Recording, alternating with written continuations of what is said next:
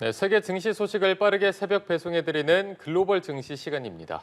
연합인포맥스 이마람 뉴욕 특파원과 함께합니다. 안녕하십니까?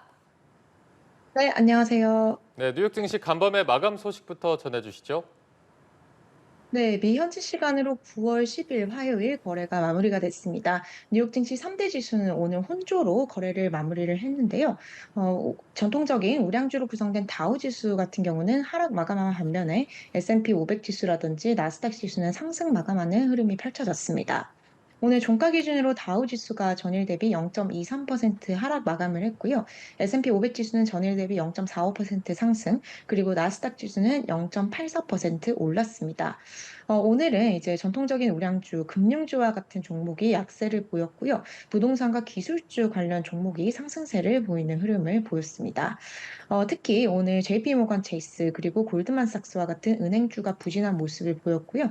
JP모건 같은 경우는 주가가 오늘 5% 이상 밀리면서 다우존스 30 산업평균 지수를 구성하고 있는 30개 종목 중 가장 부진한 수익률을 기록을 했습니다. 오늘 이제 국제 금융시장에서는 국제 유가가 급락하는 흐름을 보였습니다. 근원물인 미국 10년물, 미국 서부 텍사스산 원유가 전일 대비 4.3% 폭락하면서 배럴당 65.75달러에 마감을 했는데요. 지금 국제 유가 같은 경우는 오늘 기준으로 2021년 12월 이후 거의 3년이 다 되는 기간 만에 가장 낮은 수준으로 떨어졌습니다.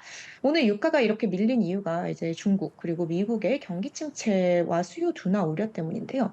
통상 미국의 경기 침체 우려가 이렇게 불거지면 원래라면 증시 급락을 좀 촉발할 수 있는 요인입니다. 하지만 오늘은 기술주 중심으로 약간의 강세가 펼쳐지면서 유가 폭락에 따른 이 후폭풍을 어느 정도 기술주가 방어해준 장중 흐름이 펼쳐졌다라고 볼 수 있을 것 같습니다. 네, 기술주의 상승세가 두드러진다고 하셨는데요. 그간 부진했던 기술주가 살아나고 있는 건가요? 네, 지금 인기 기술주를 중심으로 저점 매수 심리가 이어지고 있는 것으로 지금 월가 분석가들은 분석을 하고 있습니다. 실제로 오늘 뉴욕 증시 정규장에서 엔비디아의 주가가 1.5% 오르는 모습을 보였고요. 테슬라 주가가 4.5% 이상 올랐습니다. 아마존과 마이크로소프트도 간밤 2% 넘게 올랐고, 브로드컴 5%대, 그리고 AMD도 4%대의 상승세를 보이면서 주요 기술주와 반도체주들이 상당히 괜찮은 흐름을 보였습니다.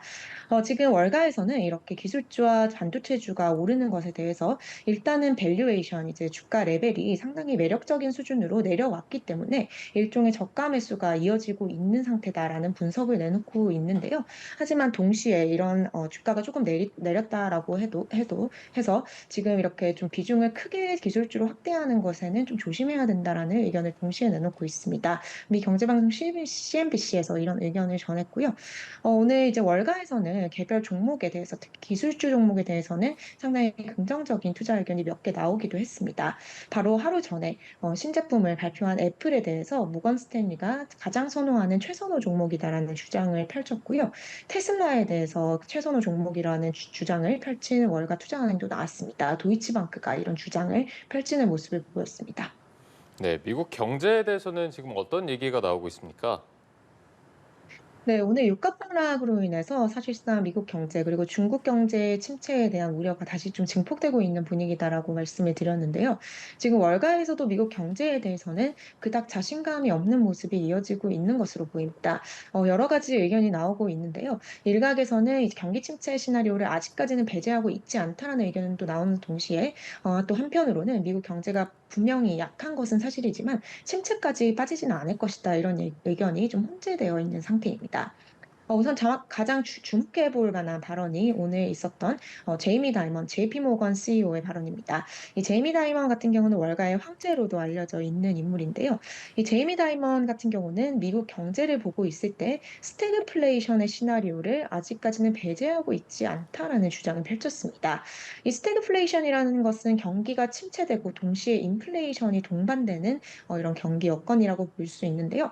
이런 최악의 시나리오를 아직까지 JP모건 미국 최대 투자은행에서는 배제하고 있지 않다. 경기 침체 가능성까지도 염두에 두고 있다는 의미로 해석을 할 수 있을 것 같습니다.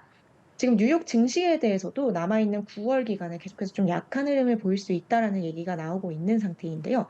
투자은행 UBS에서 이런 의견을 전했습니다. 향후 2달 안에 뉴욕 증시가 10%에서 15% 정도의 조정을 겪을 수 있는 매우 취약한 상태다라는 의견을 UBS에서 전했고요.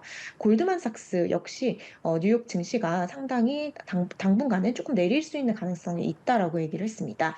하지만 주가가 내린다라고 하더라도 베어마켓이라고 불리는 약세장으로 접어들 가능성은 크지 않다라고 주장을 했고요. 뱅크 오브 아메리카 측에서도 물론 글로벌 경제가 정점을 찍고 추세 이상의 모멘텀에서 둔화해 가고 있는 것은 사실이지만 심각한 경기 둔화를 직면하고 있는 것 같지는 않다라는 의견을 투자자들에게 전하는 모습 보였습니다.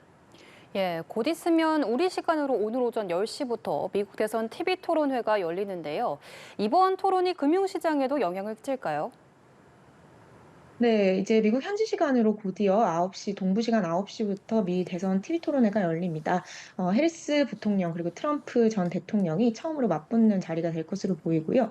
오늘 금융시장 사실상 이 TV 토론회를 좀 대기하고 있는 그런 관망세를 보였다라고 해석을 할 수 있을 것 같습니다. 오늘 TV 토론회 결과에 따라서 이제 미국 대선 2달 남은 대선의 좀 판세가 정해질 것으로 보이기 때문에 금융시장도 매우 촉각을 기울이고 있는 상태인데요. 지금 증시 전문가들 그리고 금융시장 전문가들은 오늘 TV 토론의 결과에 따라서 주식시장을 비롯한 외환시장 그리고 채권시장에서까지 좀 급속한 변동성이 보일 수 있다라는 관측을 펼치고 있습니다. 소위 이제 트럼프 트레이드 그리고 해리스 트레이드라는 것이 있는데요. 각 후보가 당선이 됐을 때 이제 조금 수혜를 볼 수 있는 종목이라든지 시장 방향성에 이제 투자를 하는 흐름이 이르면 이제 내일부터 펼쳐질 수 있다라는 주장입니다. ING 측에서 이런 분석을 전했는데요. 오늘 이제 명백한 대선 토론회에서 만약에 명백한 흑자에 대한 가능성이 좀 부상할 경우에서는 시장에서도 프런트 로딩이라는 것이 일어날 수 있다는 얘기를 했습니다. 이 프런트 로딩이라는 영어 단어는 미국 연방준비제도가 앞서 긴축기에서 75bp 금리 인상을 한 번에 단행할 때도 사용했던 단어입니다. 이미 일어나진 않았지만 앞서서 조금 반영을 한다라는 의미로 해석을 할 수 있을 것 같은데요. 오늘 TV 토론회를 통해서 어떤 대선에 대한 윤곽이 나온다면 금융시장 투자자들이 결과에 앞서서 선제적으로 포지션을 정립하고 베팅을 하는 이런 흐름이 펼쳐질 수 있다라는 주장을 일부 전문가들 전하고 있습니다. 네, 글로벌 증시 알아봤습니다. 연합인포맥스 임하람 뉴욕 특파원과 함께했습니다.